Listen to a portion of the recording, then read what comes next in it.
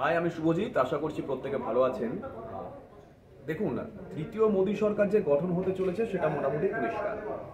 গতকাল দুটো বৈঠক হয়েছে, একটা এনডিএর একটা ইন্ডিয়ার। এনডিএ বৈঠকে বোঝা গেছে যে শরিক যারা আছেন চন্দ্রবাবু নাইডু বা নীতিশ কুমার, তারা বিজেপিকে সাপোর্ট দেবেন এবং বিজেপি আগামীতে ক্ষমতা আসতে চলেছেন। নরেন্দ্র মোদী সম্ভবত 8 তারিখে শপথ নিতে চলেছেন প্রধানমন্ত্রী হিসেবে তৃতীয়বার। এখন প্রশ্ন হচ্ছে, শরিক নির্ভর একটা সরকার, এতকাল অ্যাবসলিউট মেজরিটি পাওয়া বিজেপি যেভাবে সব সিদ্ধান্ত নিত, সব সিদ্ধান্ত কি এককভাবে নিতে পারবে? পারবে না, এটা যে কেউ বলে দেবে। প্রথম সিদ্ধান্ত হচ্ছে মন্ত্রিসভায় মন্ত্রীর সংখ্যা এবং কোন পার্টি থেকে কে মন্ত্রী হবে। সকাল থেকে আমরা দেখাচ্ছিলাম, জ্যোতির্ময় আমাদের সহকর্মী ও লাইভ রিপোর্টিংও করেছেন, নিশ্চয়ই দেখেছেন আপনারা, যে টিডিপি চন্দ্রবাবু নাইডু তারা কিন্তু একাধিক দপ্তর ইতিমধ্যেই চেয়ে বসেছেন। 8খানা দপ্তর তারা চেয়ে বসেছেন, যার মধ্যে দপ্তরের বাইরে গিয়েও রয়েছে স্পিকার পদ। একটি জোট সরকার, সেখানে স্পিকার পদ অত্যন্ত গুরুত্বপূর্ণ। ধরুন কোনো একটা সিচুয়েশন হলো, সরকারের বিরুদ্ধে অনাস্থা আনা হলো, তখন কিন্তু স্পিকার একটা গুরুত্বপূর্ণ রোল প্লে করে। ইতিহাস বলে, এটা আমরা বলছি না। তা বলে কি এমন কোনো উদাহরণ নেই যে জোট সরকার হয়েছে অন্য শরিকদের তরফ থেকে কেউ স্পিকার হয়নি? হয়েছে তো। সোমনাথ চট্টোপাধ্যায় ইউপি 1-এ স্পিকার ছিলেন তো। এখন কিন্তু বিজেপি স্পিকার পদ ছাড়বে কি ছাড়বে না তা নিয়ে একটা আলোচনা বিজেপি শীর্ষ নেতৃত্বের মধ্যে চলছে।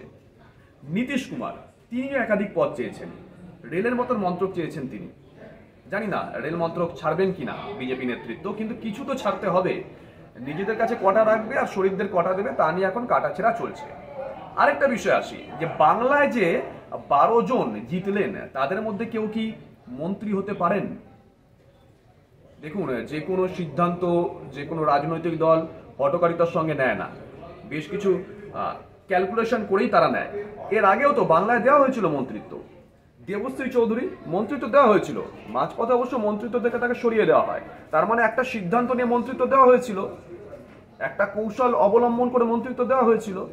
হয়তো বিজেপি বুঝতে পেরেছে দিয়ে লাভ নেই, তাই তাকে সরিয়ে দেওয়া হয়। তারপর তার কি হলো, তাকে উত্তরবঙ্গ থেকে রায়গঞ্জ থেকে নিয়ে আসা হলো, দক্ষিণ কলকাতায় হেরে গেলেন, 1 নম্বর গেল। দ্বিতীয়, উত্তরবঙ্গের আরেকজন মন্ত্রী নিশীথ প্রামাণিক, অমিত শাহ ডেপুটি তিনি, নিশীথ প্রামাণিক, তাকেও তো একটা ওই এদিক ওদিক ক্যালকুলেশন করে নিশ্চয়ই দেওয়া হয়েছিল, উত্তরবঙ্গের কথা মাথায় রেখে, রাজবংশী ভোটের কথা মাথায় রেখে, কিন্তু কোথায় কি নিশ্চিত হয়ে গেলেন। 3 নম্বর, জন বালা, চা বাগানের জনপ্রিয় নেতা, জন বালাকেও মন্ত্রী করা হয়েছিল, কিন্তু জন বালাকে টিকিটই দেওয়া হয়নি। তার মানে বোঝা গেল যে যে উদ্দেশ্যে মন্ত্রী করা হয়েছিল, ভেবেছিল কাজ করবে বা সংগঠন বিস্তার করবে, নিশ্চয়ই তিনি করতে পারেননি। দক্ষিণবঙ্গে ফিরে আসি, সুভাষ সরকার, বাঁকুড়া জঙ্গলমহল, সুচিকিৎসক, পরিচিত নাম, সুভাষ সরকারকে মন্ত্রী করা হয়েছিল, কিন্তু কোথায় কি নিজেই জিততে পারলেন না।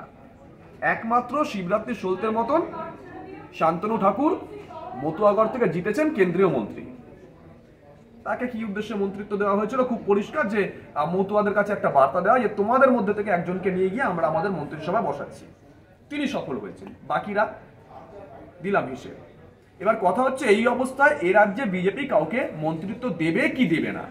এখনো পর্যন্ত সূত্র যে কথা বলছে, এ রাজ্য থেকে 1জন বা 2জন মন্ত্রী হতে পারেন, কিন্তু তারা কখনোই পূর্ণমন্ত্রী হবেন না। যদি 2জন মন্ত্রী হন, একজন উত্তরবঙ্গ থেকে হতে পারেন, একজন দক্ষিণবঙ্গ থেকে হতে পারেন। আর যদি 1জন মন্ত্রী হন, তাহলে এমন একজনকে মন্ত্রী করা হতে পারে যাকে দিয়ে আগামীতে বিজেপি এ রাজ্যে সংগঠন বিস্তারটাও করতে পারবে। সূত্র এই কথাই বলছে। এখন দেখা যাক, বাকিটা তো বৈঠকের পরেই সিদ্ধান্ত হবে। ইতিমধ্যেই আপনারা জানেন যে বিজেপির যারা জয়ী প্রার্থী তাদেরকে বিজেপি কেন্দ্রীয় নেতৃত্ব দিল্লিতে ডেকে পাঠিয়েছে। এ রাজ্য থেকে যারা জিতেছেন তারা ইতিমধ্যেই রওনা দিয়ে দিয়েছেন। সব থেকে বড় কথা, শুভেন্দু অধিকারীকেও দিল্লির নেতৃত্ব, মানে বিজেপির কেন্দ্রীয় নেতৃত্ব ডেকে পাঠিয়েছে। জানি না আগামী দিনে তার জন্য কোনো ভালো খবর আছে কিনা, তাকে সংগঠন বিস্তার করার দায়িত্ব দেওয়া হবে কিনা, নাকি তার কাছ থেকে হিসেব নিকেশ চাওয়া হবে। পুরোটাই নির্ভর করছে বৈঠকের পর।